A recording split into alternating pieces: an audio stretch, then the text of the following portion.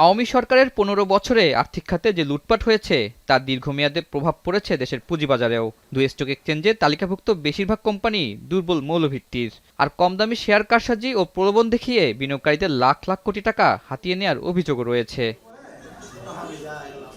স্বৈরাচারী হাসিনা সরকারের পতনের পর বিএসইসির দায়িত্বে আসেন নতুন চেয়ারম্যান ও কমিশনাররা। শুরু হয় বিগত সময়ের কারসাজি ও তালিকাভুক্ত মন্দ কোম্পানির তদন্ত। পরে ব্যবস্থা নেওয়া শুরু হলে বাজারে পতন ঘটায় কারসাজি চক্র। তাই এখনও ঘুরে দাঁড়াতে পারেনি বাজার। কারসাজিতে জড়িতদের বিরুদ্ধে জোরালো হয় ব্যবস্থা নেওয়ার দাবি। বৃহস্পতিবার সংবাদ সম্মেলনে গেল ১.৫ দশকের অনিয়মের সমালোচনা করেন আলোচকরা। বলেন ১৫ বছরে যারা অনিয়মে জড়িত তারা এখনও বহাল তবিয়তে। তাদের বিষয়ে তদন্ত ও ব্যবস্থা নেওয়া না হলে সংস্কার কাজে আসবে না। ১৫ বছরের আসলে একটা বিচার বিশ্লেষণ করা তো দরকার। আমরা প্রতিনিয়ত বলছি খারাপ আইপিও বা খারাপ কাজগুলো, কিন্তু তার একটা বিশ্লেষণমূলক নিরপেক্ষ কোনো বিচার ব্যবস্থা কিন্তু এখন পর্যন্ত আসেনি। গত ১৫ বছর রিপোর্ট দেন এই স্টকেজ আমি নিশ্চিত করতে পারি আমরা তার জন্য যারা নির্বাচিত পরিচালক আছে তাদের দিক থেকে কোনো ব্যর্থ হবে না।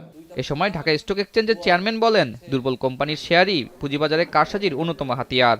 এজন্য ইনসাইডার ট্রেডিং ও কারসাজি রোধে ডিএসসি সহায়ক ভূমিকা রাখবে।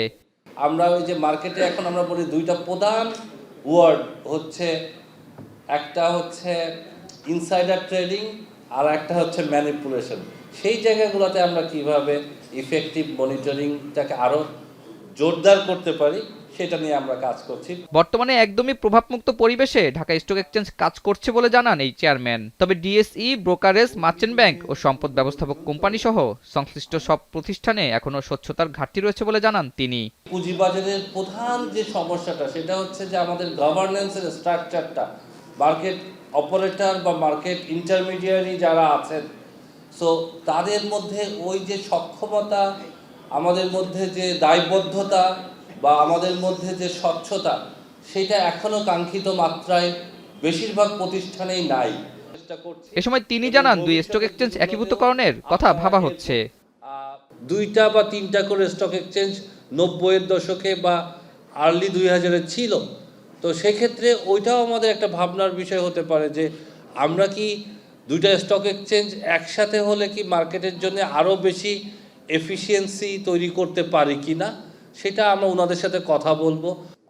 আইন সংস্কার, শক্তিশালী মৌলভিত্তির কোম্পানি তালিকাভুক্তি, কারসাজি বন্ধ ও সঠিক পরিচালনার মাধ্যমে দীর্ঘমেয়াদে পুঁজিবাজারকে গতিশীল করার প্রত্যাশা ব্যক্ত করেন বক্তারা। অতি মূল্যায়িত বেচাকিনা হয় সেটাও প্রাইসটা তার খারাপ।